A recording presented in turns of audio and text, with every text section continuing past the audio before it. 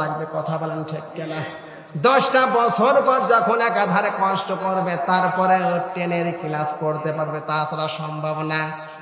আপনি হালকার পার আপনি পাপ করেছেন, আপনার দরজা কিন্তু হালকার পার হবে। আপনি বেশি পাপ করেছেন এই জন্য আপনার দরজা হবে বেশিরভাগ যেখানে আপনার জাহান্নামের আগুনের তেজ, কথা বলেন ঠিক কিনা? আল্লাহ পাক বলেন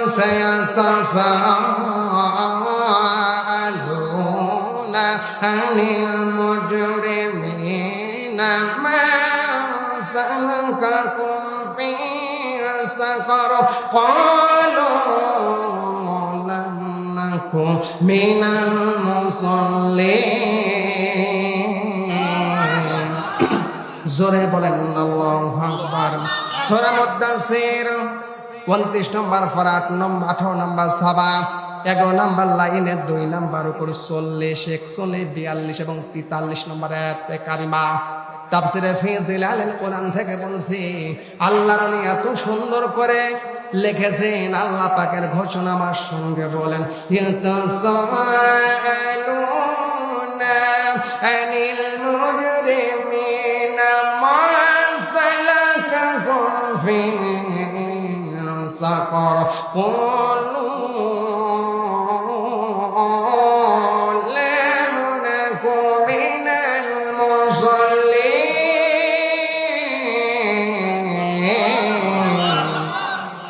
আল্লাহ পাক বলে ওরা পরস্পরকে জিজ্ঞাসা করবে, পরস্পরকে জিজ্ঞাসা করবে। সবচাইতে জাহান্নামী ফেরেশতা, সবচাইতে বড় ফেরেশতার নাম কি জানা আছে? মালিক, আব্দুল মালিক। সবচাইতে জাহান্নামী ফেরেশতার বড় ফেরেশতার নাম হচ্ছে অধিনায়ক, প্রেসিডেন্ট। তার নাম হচ্ছে কি? মনে থাকবে তো ইনশাল্লাহ? আপনি কেউ যে প্রশ্ন করে, ভাই বলেন তো সবচাইতে বড় ফেরেশতার নাম কি জাহান্নামী, যিনি দায়িত্ব পালন করছে, কি নাম বলবেন? মালিক। দারোয়ান মালিককে জিজ্ঞাসা করবে জান্নাতের মানুষেরা, ও মালিক, ও ফেরেশতা, এই জাহান্নামে যে মানুষগুলো আগুনে ঝলসে যাচ্ছে, এই মানুষগুলো আমার পরিচিত। প্রশ্ন করবে কারা? জান্নাতি মানুষগুলো প্রশ্ন করবে জাহান্নামে যে ফেরেশতা, তার নাম মালিক।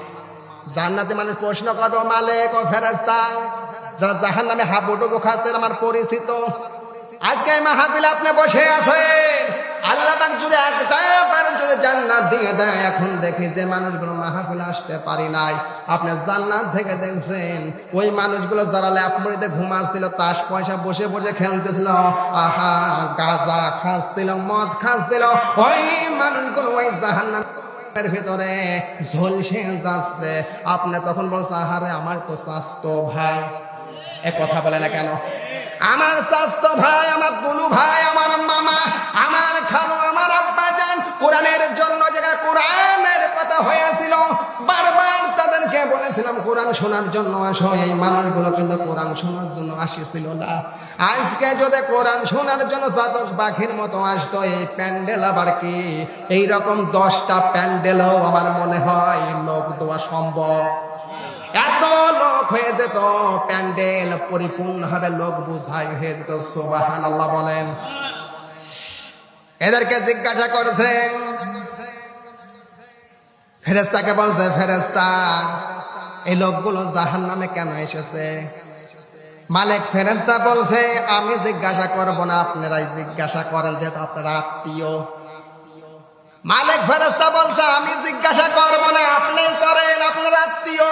কোন কারণে এরা জাহান্নামে, সাকার নামক জাহান্নামের দরজা, ভয়াবহ জাহান্নাম অন্ধকারের ভিতর পড়ে ছেঁচা খাচ্ছে? তখন এরা জিজ্ঞাসা করবে, তোমরা কেন এই জাহান্নামে এসেছো?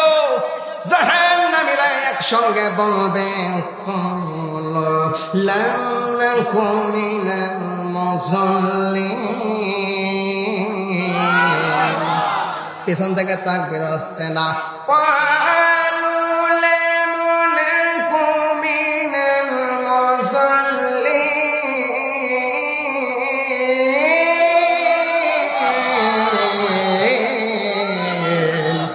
আবার বলেন আল্লাহু আকবার।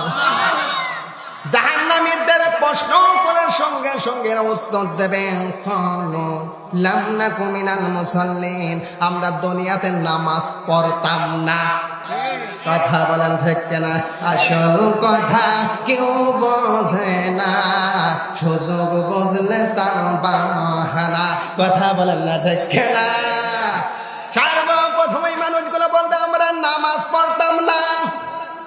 কত সুন্দর রাস্তার সাইডে একটা মসজিদ হয়েছে, আমার বড় ভাই মেহেদী হাসান ইমামতি করেছে। এখন আমি মনে করেছি এত বড় মহল্লা মসজিদ ছোট, ভরপুর হয়ে গেছে। এখন থেকে সর্বনাশ, সর্বোচ্চ 3 থেকে 4 কাতারও হই নাই। কথা বলেন ঠিক কিনা? আল্লাহ পাক বলবে একমাত্র নামাজ পড়তো না, যার কারণে এই জাহান্নামীদেরকে ধাপিত করা হয়েছে। জাহান্নামীরা কি বলবে? আমরা নামাজ, আপনার কোয়া লাগবে আজকে, আমরা নামাজে ছিলাম না, নামাজ পড়তাম না। এক কথা বলেন, এই মানুষগুলো দুনিয়াতে যখন ছিল, নামাজের কথা যখন বলা হতো, নামাজ যদি নাও পড়ে ইমান আমার মজবুত, এ কথা বলে না কেন?